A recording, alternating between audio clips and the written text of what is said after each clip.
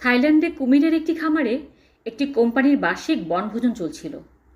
কোম্পানির খেয়ালি মালিক হঠাৎ ঘোষণা করলেন, কেউ যদি কুমিরে ভরা এই পুকুর সাঁতরে জীবন বাঁচিয়ে এপার থেকে ওপারে গিয়ে উঠতে পারে তবে সে $5 মিলিয়ন পুরস্কার পাবে, আর যদি সে মারা যায় তবে তার পরিবার পাবে $2 মিলিয়ন।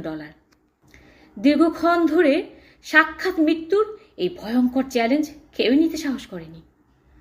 হঠাৎ একজন পুকুরে ঝাঁপিয়ে পড়ে, কিন্তু তার নিশ্চিত জীবনহানির কথা ভেবে পাড়ে দাঁড়ানো সবাই আফসোস করতে থাকে।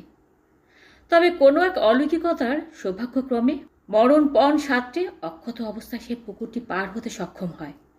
তখন অনেকেই তাকে সফলতা এবং পুরস্কার প্রাপ্তির জন্য অভিনন্দিত করছিল, কেউ বা এই ভয়ানক দুঃসাহসিকতার জন্য ভৎসনা করছিল। হাঁপাতে হাঁপাতে স্বাভাবিক অবস্থায় ফিরে আসার পর কোম্পানির মালিক $5 মিলিয়ন চেকটি সেই কর্মচারীটির হাতে তুলে দেন। কিন্তু তখনও আতঙ্কগ্রস্ত সেই কর্মচারীটি চেঁচিয়ে জানতে চান, আমাকে পেছন থেকে কে ধাক্কা দিয়েছিল?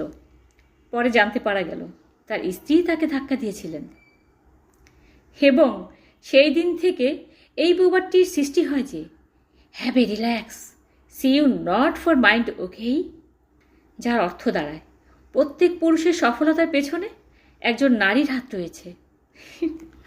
ধন্যবাদ।